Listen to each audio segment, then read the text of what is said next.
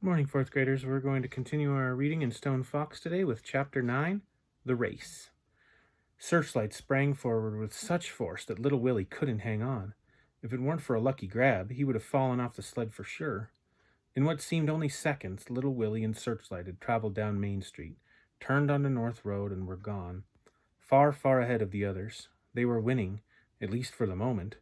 Stone Fox started off dead last. He went so slowly down Main Street that everyone was sure something must be wrong. Swish! Little Willie's sled flew by the schoolhouse on the outskirts of town, and then by the old deserted barn. Swish, swish, swish! Other racers followed in hot pursuit. Go, Searchlight, go! Little Willie sang out. The cold wind pressed against his face, causing his good eye to shut almost completely. The snow was well packed. It was going to be a fast race today, the fastest they had ever run. The road was full of dangerous twists and turns, but little Willie did not have to slow down as the other racers did. With only one dog and a small sled, he was able to take the sharp turns at full speed without risk of sliding off the road or losing control. Therefore, with each turn, little Willie pulled farther and farther ahead. Swish! The sled rounded a corner, sending snow flying. Little Willie was smiling. This was fun. About 3 miles out of town, the road made a half circle around a frozen lake. Instead of following the turn, little Willie took a shortcut right across the lake. This was tricky going, but Searchlight had done it many times before. Little Willie had asked Mayor Smiley if he was permitted to go across the lake, not wanting to be disqualified. As long as you leave town heading north and come back on South Road, the mayor had said, anything goes. None of the other racers attempted to cross the lake, not even Stone Fox. The risk of falling through the ice was just too great. Little Willie's lead increased. Stone Fox was still running in last place, but he was picking up speed. At the end of 5 miles, little Willie was so far out in front that he couldn't see anybody behind him when he looked back. He knew, however, that the return 5 miles, going back into town, would not be this easy. The trail along South Road was practically straight and very smooth, and Stone Fox was sure to close the gap. But by how much? Willie didn't know. Doc Smith's house flew by on the right. The tall trees surrounding her cabin seemed like one solid wall. Grandfather's farm was coming up next. When Searchlight saw the farmhouse, she started to pick up speed. No, girl, little Willie yelled. Not yet. As they approached the farmhouse, little Willie thought he saw someone in Grandfather's bedroom window.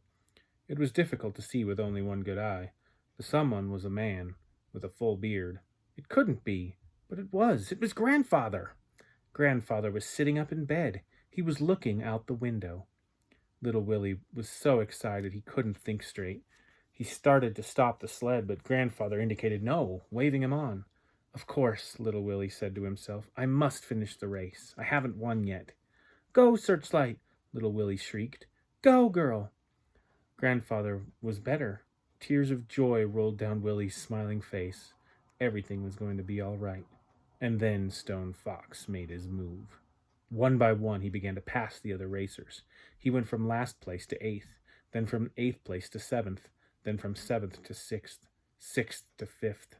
He passed the others as if they were standing still. He went from 5th place to 4th, then to 3rd, then to 2nd, until only little Willie remained. But little Willie still had a good lead. In fact, it was not until the last 2 miles of the race that Stone Fox got his first glimpse of little Willie since the race had begun. The 5 Samoyeds looked magnificent as they moved effortlessly across the snow. Stone Fox was gaining, and he was gaining fast, and little Willie wasn't aware of it. Look back, little Willie, look back! But little Willie didn't look back. He was busy thinking about his grandfather. He could hear him laughing and playing his harmonica. Finally, little Willie glanced back over his shoulder. He couldn't believe what he saw. Stone Fox was nearly on top of him. This made little Willie mad at himself. Why hadn't he looked back more often? What was he doing? He hadn't won yet. Well, no time to think of that now. He had a race to win. Go, Searchlight, go, girl! But Stone Fox kept gaining, silently, steadily. Go, Searchlight, go! The lead Samoyed passed little Willie and pulled up even with Searchlight. Then it was a nose ahead. But that was all. Searchlight moved forward, inching her nose ahead. Then the Samoyed regained the lead. Then Searchlight. When you enter the town of Jackson on South Road, the first buildings come into view about a half a mile away. Whether Searchlight took those buildings to be Grandfather's farmhouse again, no one can be sure. But it was at this time that she poured on the steam. Little Willie's sled seemed to lift up off the ground and fly. Stone Fox was left behind, but not that far behind. Well, we'll finish with the last chapter tomorrow. A question I wanted to ask you guys, how realistic do you think this is?